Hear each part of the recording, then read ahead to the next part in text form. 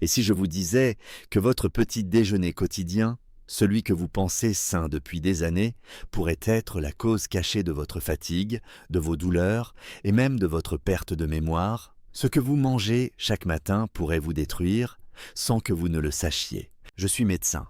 Aujourd'hui à la retraite, mais médecin dans l'âme jusqu'à mon dernier souffle. Pendant plus de 40 ans, j'ai vu défiler des centaines, des milliers de patients dans mon cabinet. Des jeunes, des vieux, des riches, des ouvriers, des mères de famille, des hommes seuls. Et tous, malgré leurs différences, avaient quelque chose en commun. Un regard inquiet, une fatigue dans la voix, une même question que l'on finit toujours par poser, parfois à mi-mot, parfois dans le silence. Docteur, pourquoi est-ce que je me sens si faible?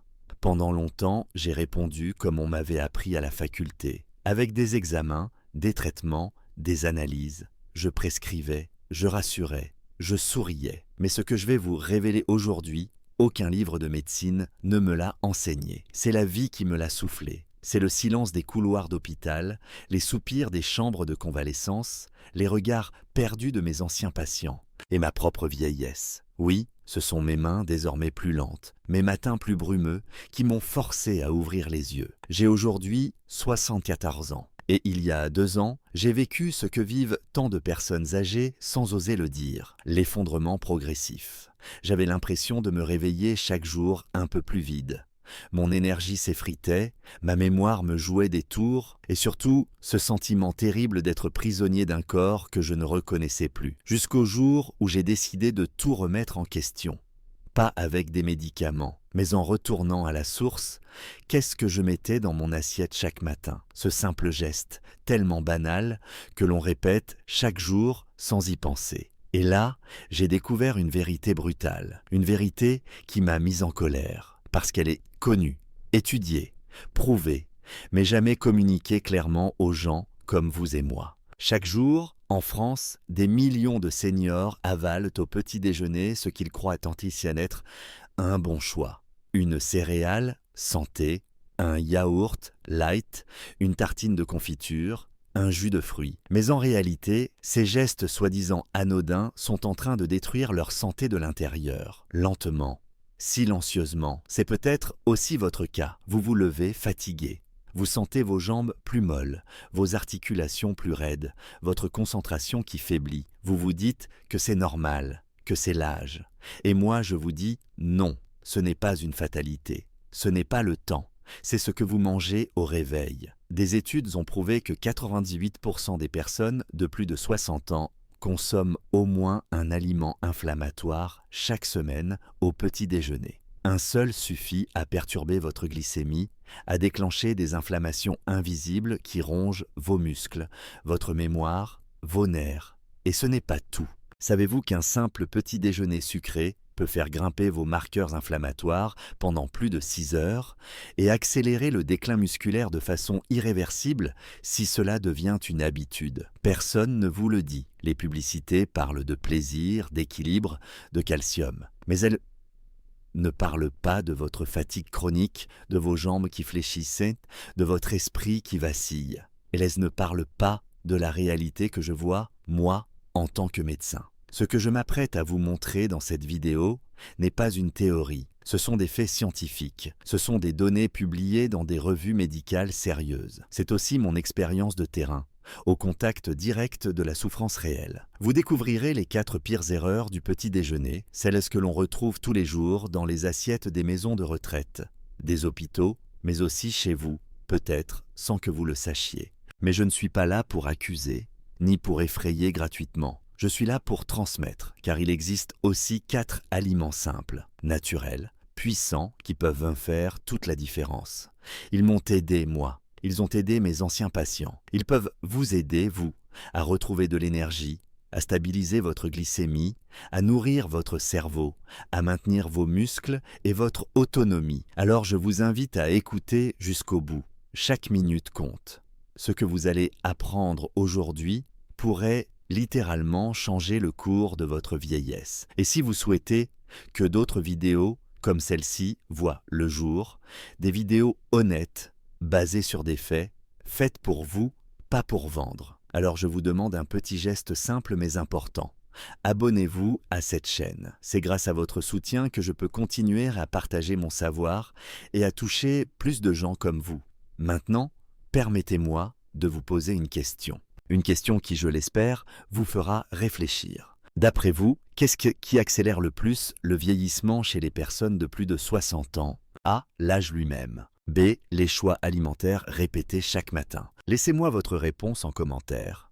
A ou B. Je lirai chacun de vos messages et vous découvrirez très vite si votre intuition était la bonne. Pendant toutes ces années de pratique, j'ai vu les mêmes erreurs se répéter inlassablement dans les habitudes alimentaires du matin. Des erreurs qui paraissent anodines, presque inoffensives. Et pourtant, elles sabotent la santé de nos aînés de manière insidieuse. J'en parle aujourd'hui avec gravité, mais aussi avec une profonde tristesse, car ces erreurs sont évitables. Et surtout, elles sont massivement encouragées par des messages commerciaux trompeurs, des traditions familiales bien ancrées, ou tout simplement l'ignorance, non pas par faute, mais par manque d'informations réelles, accessibles, honnêtes. Je vais vous parler, sans détour, des 4 pièges les plus dangereux que je retrouve dans les petits déjeuners de la majorité des personnes âgées que j'ai suivies. 4 aliments qui, s'ils sont consommés régulièrement, peuvent contribuer à accélérer la fonte musculaire, à dérégler le métabolisme, à alimenter une inflammation chronique et même à aggraver les troubles cognitifs. Je ne vous parle pas ici de théorie, mais de réalité clinique, de chiffres, d'organismes épuisés. Le premier de ces pièges, c'est l'avoine instantanée, celle que l'on trouve en sachets prédosés, souvent aromatisés à la pomme, à la cannelle ou aux fruits rouges. Vous avez sûrement déjà entendu que l'avoine est bonne pour le cœur, qu'elle régule le cholestérol. C'est vrai, mais à condition qu'elle soit entière, non transformée. Or, ce que l'on vend sous le nom d'avoine instantanée n'a plus grand-chose à voir avec l'aliment d'origine. Ces flocons ont été précuits, réduits, raffinés, au point que leur digestion devient quasi immédiate. Résultat, un pic de glycémie brutale dès les premières cuillères, une montée d'insuline fulgurante, suivie d'une chute violente 1 heure plus tard. Fatigue, faim, instabilité. Le corps des seniors, déjà plus lent à réguler sa glycémie, ne supporte pas cette montagne russe métabolique. Une étude a révélé que les personnes âgées qui consomment ce type de petit déjeuner voient leur marqueur d'inflammation augmenter de près de 50% pendant les 6 heures suivantes. C'est colossal. Et surtout, cela signifie que le corps reste en état de stress bien après que vous ayez posé votre cuillère. Le deuxième aliment que je vois trop souvent sur les tables du matin, ce sont les yaourts aromatisés, souvent présentés comme une alternative saine, légère, équilibrée. Les publicités les vantent pour leur calcium, leur effet probiotique, leur goût agréable. Mais ce que l'on ne vous dit pas, c'est que ces petits pots sont parfois plus sucrés qu'un dessert industriel, jusqu'à 22 grammes de sucre ajouté par portion, soit 5 cuillères à café dès le matin. Et ce sucre, combiné à des épaississants, des colorants et des arômes artificiels, perturbe complètement le système digestif des seniors, agresse le microbiote intestinal et alimente les mécanismes inflammatoires silencieux. Vous pensez commencer la journée du bon pied, mais en réalité, vous abîmez vos défenses naturelles. Vous favorisez les douleurs articulaires, les troubles digestifs et vous accélérez le déclin cognitif. Chez certains patients, j'ai observé des effets visibles sur l'attention, la concentration, le tonus musculaire, simplement en remplaçant ces yaourts par une version nature, sans sucre ajouté. Vient ensuite ce que j'appelle le mirage des céréales industrielles. Elles se déclinent en 1000 formes. Boîtes colorées, slogans alléchants, riches en fibres, multigrains, complets. Mais ce que ces emballages cachent, c'est que ces céréales sont ultra transformées, bourrées de glucides rapides, enrichies artificiellement en vitamines de synthèse et souvent agrémentées de sucre sous des formes variées, sirop de glucose, extrait de malt, jus de fruits concentrés.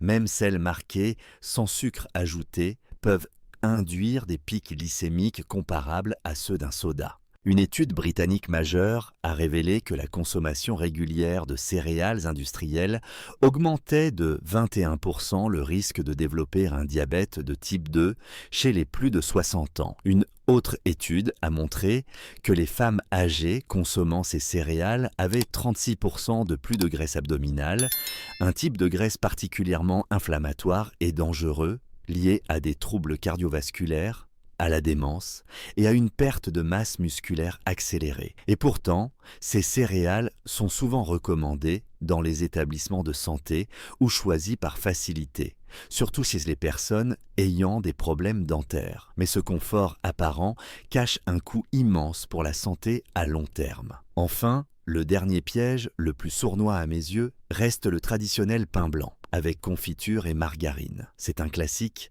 un symbole de la douceur matinale à la française. Pourtant, c'est l'un des pires départs possibles pour le métabolisme d'un senior. Le pain blanc, vous le savez peut-être, est fait de farine raffinée. Il ne contient plus ni fibres ni minéraux. Il se digère comme du sucre pur, provoquant des aciditothèses rapides de glycémie. La confiture, bien qu'issue de fruits, est souvent un concentré de saccharose. Et la margarine industrielle contient des huiles raffinées riches en acides gras, trans et oxydés qui altèrent les parois cellulaires, affaiblissent le cœur et favorisent les troubles neurodégénératifs. Une étude menée sur 5 ans a établi un lien direct entre la consommation fréquente de ce type de petit déjeuner et une dégradation cognitive accélérée chez les personnes âgées, ainsi qu'une chute de 34% de leur sensibilité à l'insuline. C'est un cocktail redoutable, sucre rapide, plus graisse oxydée, plus absence de nutriments, et inflammation chronique, faiblesse musculaire, cerveau en détresse. Voilà donc la réalité. Ce que vous croyez être des choix sûrs, recommandés, sont en réalité les principaux saboteurs silencieux de votre énergie, de votre mobilité, de votre mémoire. Je ne vous juge pas. Moi aussi, à une époque, je prenais mon pain beurre confiture avec plaisir et nostalgie. Mais aujourd'hui, je regarde les faits en face. Et si je peux vous convaincre d'une chose, c'est celle-ci. Il est encore temps de changer. Changer un seul aliment. Supprimer un piège.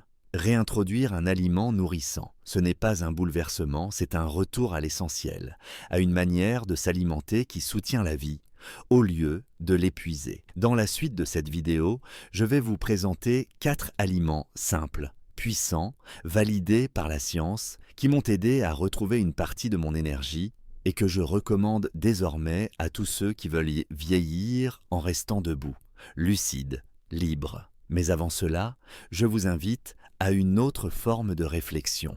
Fermez les yeux quelques secondes et posez-vous cette question.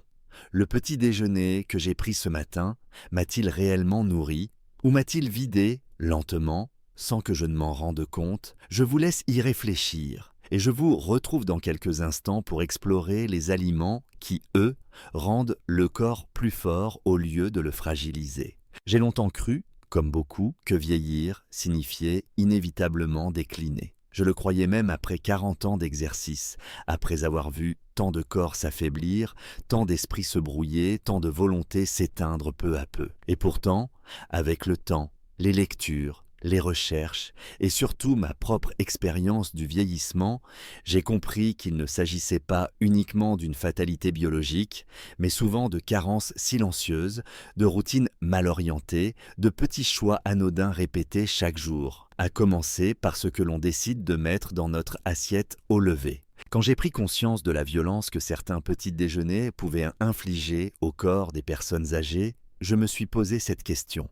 Quels seraient au contraire les aliments qui réparent, ceux qui renforcent au lieu d'affaiblir, qui nourrissent sans agresser, qui préservent notre autonomie et notre clarté d'esprit au lieu de les grignoter?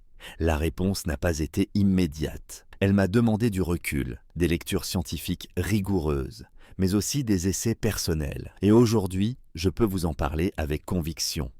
Il existe des aliments simples, accessibles, qui changent réellement la donne après 60 ans. Pas de super produits à la mode, pas de poudre miracle hors de prix. Non, des aliments vrais, complets et surtout adaptés à nos corps vieillissants. Le premier que je recommande souvent, c'est le pudding de graines de chia. Je me souviens de ma propre surprise lorsque j'ai commencé à l'intégrer à mes matins. Ces petites graines guernes noires, venues d'Amérique du Sud, contiennent à elles seuls 10 grammes de fibres et 4 grammes d'oméga 3 dans seulement 2 cuillères à soupe. Mais leur véritable pouvoir réside dans leur transformation. Une fois trempées dans un liquide végétal, elles gonflent et forment une texture gélatineuse. Ce gel est une bénédiction pour notre système digestif. Il ralentit la digestion, stabilise la glycémie, nourrit les bonnes bactéries de notre flore intestinale. Et surtout, il apporte une énergie constante et durable, sans pic ni chute. Beaucoup de mes anciens patients me disaient qu'ils n'avaient plus faim avant midi, qu'ils se sentaient plus clairs d'esprit, plus stables émotionnellement, et je l'ai moi-même vécu. Ce pudding, préparé la veille en quelques secondes, agit en silence, mais en profondeur. Il protège, il stabilise, il nourrit vraiment. On peut y ajouter un peu de cannelle, quelques baies, et on obtient un petit déjeuner anti-inflammatoire, reminéralisant et parfaitement digeste. Un autre aliment que j'ai réhabilité dans ma propre vie, c'est la betterave, et plus précisément le smoothie de betterave. Je le sais, ce n'est pas un goût auquel nous sommes culturellement habitués au réveil, mais laissez-moi vous expliquer pourquoi il vaut la peine d'y réfléchir. La betterave est riche en nitrates naturels, que notre organisme transforme en oxyde nitrique. Ce composé joue un rôle crucial chez les seniors. Il dilate les vaisseaux sanguins, améliore la circulation, facilite l'oxygénation des muscles et du cerveau. Les effets sont concrets et mesurables. Une étude publiée dans la Journal of Gerontology a montré qu'après seulement quelques jours de consommation de jus de betterave au petit déjeuner, la vitesse de marche des sujets âgés augmentait de 19% et leur oxygénation musculaire de 21%. Mais au-delà des chiffres, c'est ce que je vois au quotidien qui m'émeut, des visages moins fatigués, des gestes plus sûrs, des esprits plus vivants. La betterave, mixée avec un peu de citron, une demi-banane ou quelques framboises, devient un breuvage revitalisant. Et pour les plus sceptiques, sachez qu'en l'associant à des fruits, le goût terreux s'adoucit considérablement. Mais s'il y a bien un aliment que j'ai injustement banni pendant des années, influencé par des dogmes dépassés, c'est l'œuf. Longtemps accusé de tous les maux, il est aujourd'hui réhabilité, à juste titre. Et je parle ici d'œufs de poule élevés en plein air, nourris naturellement, pas de produits industriels sans goût. Ces œufs-là sont une mine d'or nutritionnelle. Protéines hautement assimilables, choline, vitamines D, B12, sélénium, oméga 3. Tous ces éléments sont indispensables après 60 ans, en CMA, pour préserver la mémoire, maintenir la masse musculaire, soutenir l'immunité. Je me souviens d'un patient, M. Arnaud, 68 ans, qui avait peur du cholestérol. Il évitait les œufs depuis 20 ans. Quand il a commencé à en réintroduire, doucement, 2 à 3 fois par semaine, ses analyses n'ont pas empiré. Au contraire, il s'est senti plus tonique, moins sujet aux fringales. L'œuf, préparé simplement, à la coque, brouillé au beurre de qualité, poché dans de l'eau, devient une source de vie. Et contrairement aux idées reçues, le jaune est plus riche que le blanc, surtout en choline, essentiel au bon fonctionnement du cerveau. En le jetant, on jette ce que l'aliment a de plus précieux. Enfin, je ne peux pas terminer ce passage sans vous parler de ce que je considère aujourd'hui comme le fruit roi du cerveau. La myrtille sauvage, pas la grosse myrtille de culture, fade et sucrée. Non, la petite myrtille noire sauvage que l'on trouve surgelée dans certains magasins ou parfois fraîche en montagne. Elle est l'un des aliments les plus riches en anthocyanines, ces composés végétaux capables de réduire le stress oxydatif, d'améliorer la mémoire et même de réparer des tissus cérébraux endommagés. Une étude récente publiée dans la revue Nutrient a montré qu'après 90 jours de consommation quotidienne de myrtille sauvage, les sujets âgés présentaient une amélioration nette de leur fonction cognitive et une diminution de 52% de leurs marqueurs inflammatoires. C'est exceptionnel, et je le vois moi-même. Quand j'en ajoute à mon pudding de chia ou dans un simple yaourt nature, je me sens plus vif, plus ancré, plus lucide. Voilà les 4 piliers que je conseille désormais à tous mes proches, mes anciens patients, à moi-même chaque matin. Le pudding de chia, le smoothie de betterave, les œufs fermiers et les myrtilles sauvages. Ce ne sont pas des recettes miracles, ce sont des nourritures vraies. Des aliments qui respectent nos corps fatigués, qui nourrissent au lieu d'épuiser, qui accompagnent le vieillissement sans l'accélérer. En les choisissant, vous ne faites pas qu'un bon repas. Vous posez un acte de soin. Vous vous offrez un peu plus de clarté, de stabilité, de présence au monde. Et ça, croyez-moi, aucun médicament ne peut vous le garantir aussi durablement qu'une assiette bien pensée. Lorsque l'on atteint un certain âge, tout devient plus lent, plus fragile, plus subtil. Le corps ne réagit plus comme avant. La digestion se fait plus longue, le sommeil plus léger, l'esprit parfois plus flou. Et pourtant, ce que j'ai compris avec les années, c'est que le vieillissement n'est pas un effondrement, mais un rééquilibrage. Le corps ne nous abandonne pas. Il attend simplement que nous comprenions ses nouveaux besoins. En tant que médecin, j'ai passé une bonne partie de ma carrière à vouloir compenser les effets du temps par des prescriptions, des compléments, des examens. Mais en vieillissant moi-même, j'ai découvert une vérité plus intime, plus puissante. Ce que nous mangeons le matin détermine la manière dont notre corps va se comporter toute la journée. Et chez les seniors, ce que l'on choisit pour son petit déjeuner peut être la frontière entre un jour de clarté ou un jour d'engourdissement, entre la stabilité ou la chute, entre la vitalité ou l'usure. Beaucoup pensent que manger est un acte mécanique. On nourrit l'estomac, on calme la faim, mais à partir de 60 ans, chaque bouchée devient un message que l'on envoie à notre système nerveux, à nos muscles, à notre cerveau. Si ce message est brouillé, agressif, déséquilibré, alors notre corps répondra avec lenteur, inflammation, confusion. Mais si ce message est clair, nourrissant, respectueux, alors notre organisme, même affaibli, sait encore se relever, réparer, s'adapter. Je me rappelle de Madame Jeanne, 81 ans, qui vivait seule depuis la mort de son mari. Elle venait me voir régulièrement pour de petites douleurs, une fatigue persistante, une perte de mémoire qui l'angoissait. Aucun examen ne révélait de pathologie grave, mais je voyais bien que quelque chose se détériorait lentement. En discutant, je compris que ses repas étaient désorganisés, souvent sucrés, et que ses matins commençaient presque toujours par un simple café accompagné d'une biscotte. Je lui ai proposé, avec douceur, de revoir ensemble ses habitudes alimentaires, en particulier le petit déjeuner. En quelques semaines, après l'introduction de quelques aliments que j'ai évoqués précédemment, j'ai vu renaître une étincelle dans son regard. Ce n'était pas spectaculaire, c'était discret, mais c'était réel. Plus d'énergie, un meilleur équilibre, une mémoire qui retrouvait ses repères. Cette transformation, je l'ai observée des dizaines de fois, et je suis convaincu qu'elle repose sur un principe fondamental. Le corps âgé n'a pas besoin de plus, il a besoin de mieux, mieux digérer, mieux assimiler, mieux se défendre, et cela commence par la première bouchée du jour. Contrairement à ce que l'on croit, le système digestif des seniors est loin d'être aussi robuste qu'à 30 ans. La production d'enzymes diminue, les muqueuses sont plus sensibles, le microbiote est déséquilibré. Le pancréas devient plus lent à produire de l'insuline, le foie plus lent à métaboliser les graisses. Cela signifie qu'un petit déjeuner riche en sucre rapide ou en graisse industrielle aura un impact bien plus violent que chez un adulte plus jeune. Il déclenche des pics glycémiques prolongés, une inflammation diffuse, des déséquilibres hormonaux qui se répercutent sur tout l'organisme. Muscles affaiblis, articulations douloureuses, pensées embrumées, morale instable.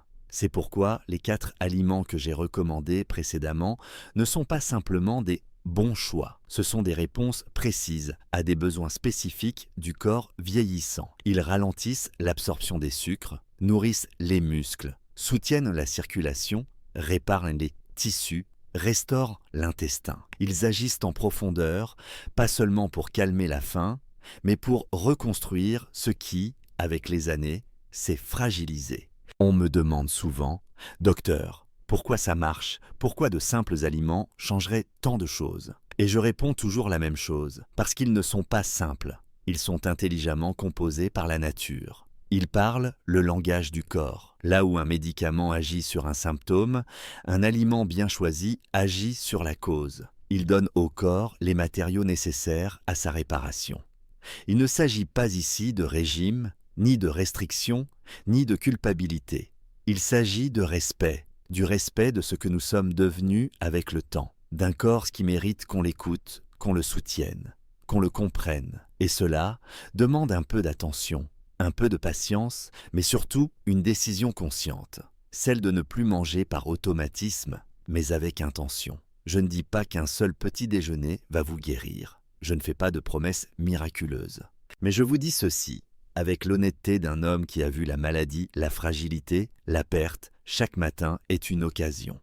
Une chance de nourrir votre cerveau au lieu de l'endormir, de protéger vos articulations au lieu de les enflammer, de préserver vos muscles au lieu de les laisser s'atrophier. Et ce n'est pas une question de moyens. Les aliments que je recommande ne sont pas réservés à une élite. Ils ne coûtent pas plus cher que les produits transformés qu'on achète par habitude.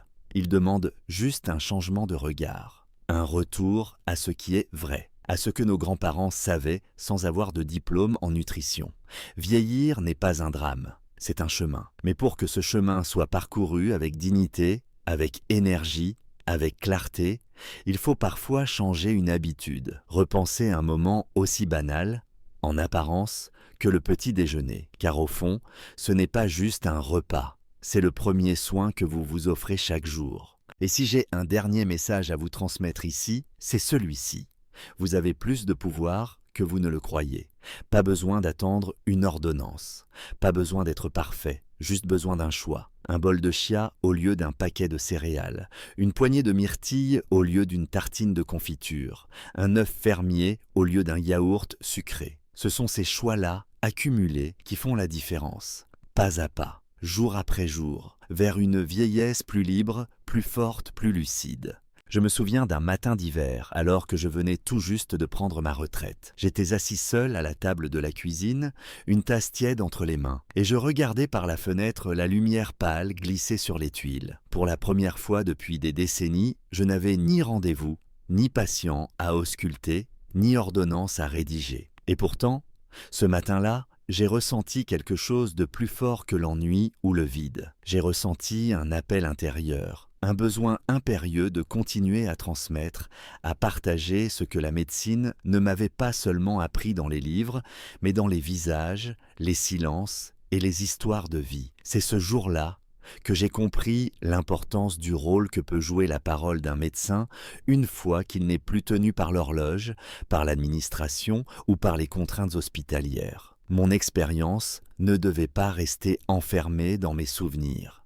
Elle devait circuler comme le sang dans les veines. Et si je vous parle aujourd'hui avec autant de sincérité, c'est parce que je crois profondément que vous méritez de vieillir, non pas dans la peur, mais dans la conscience, dans l'autonomie, dans la dignité.